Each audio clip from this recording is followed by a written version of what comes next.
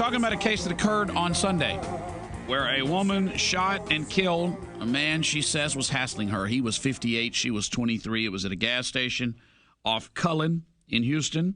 The man is now dead. She took a picture of his body holding the knife after she pulled the trigger before driving off because she said she wanted people to know. Obviously, she knew there was going to be a problem. She wanted people to know that she had a knife, or that he had a knife, and that she feared for her life. Quanell, you don't condone her driving off. No, I do not condone her driving off under normal circumstances. But under the circumstances where this guy was hanging out with other gentlemen that are now making profane comments toward her after she shot into the ground and he was hit, I have no problem with her driving to a safe place and waiting on law enforcement. I would not encourage her to stay there and perhaps be harmed or have to shoot someone else. And the other men who were there began making profane statements toward her after she shot the man. Right. These were the guys he was sitting there drinking with. You're smart enough to know when you take on a case like this that occurs on the very day that you've led a protest through River Oaks, people are going to comment. I have no problem with that, and I'll take any of their tough questions. Okay. Explain to me the purpose of the rally on Sunday that occurred on this same day. The purpose of the rally on Sunday is because over the years when we've taken calls and recorded data of those who've been complaining about racial profiling, when we went back and looked at that data after the George Zimmerman verdict, we saw the most complaints came from River Oaks, and it primarily came from those brothers and sisters who live in the Houston Fourth Ward area.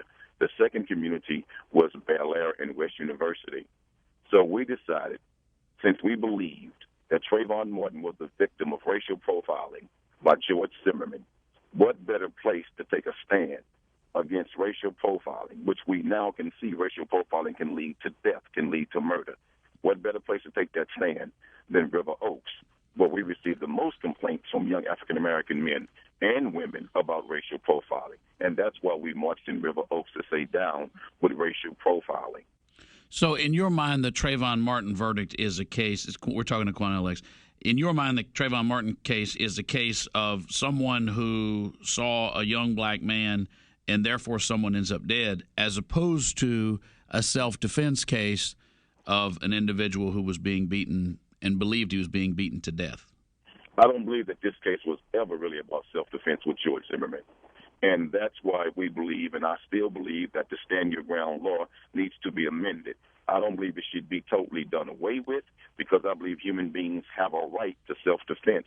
I lead an organization called the New Black Panther Nation for self-defense.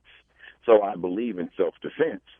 But what I do not believe in, and what I think has to be changed, you should not be able to start a fight. Be the aggressor, be the instigator, start the fight, and then when you start getting your butt kicked, then you can take out a gun to end the fight and then say, oh, I was standing my ground. I don't believe the law and the spirit and the motive behind that law was to protect people like George Zimmerman. George Zimmerman did not even have to approach and deal with young Trayvon Martin, because at that time that he saw him, he never committed a crime. He was never engaging in the midst of a crime. There was no need for him to pursue, to instigate a conversation, or to instigate any type of confrontation at all. He could have let the young man go and just watched him go and then tell police where he went. But that's not what happened. And I don't give George Zimmerman any credibility in his version of what happened between him and young Trayvon Martin. Why? Because, remember, Trayvon Martin was murdered by George Zimmerman. The only one left to tell the story is George Zimmerman. But George Zimmerman showed that he is a man that would go into a court of law and he would lie to the officers of the court. Remember, this man told the judge during the bond hearing he had no money to post bond, no money to hire an attorney, and that he was broke. But he and his wife had a secret bank account with $750,000 in it. Well, Are you with me? Well, that speaks to credibility. I don't think that speaks to what happened. But wait a minute, Mike. It speaks to credibility. So if this man has already showed he would lie to a court, and then he had a phone phone conversation where he's instructing his wife how to lie and how to hide the money. It shows that this man is willing to lie to a law enforcement agency in court, and he has no credibility whatsoever. So that's why I do not believe George Zimmerman told the truth about what happened with him and Trayvon Martin, because he's shown that he will lie in court.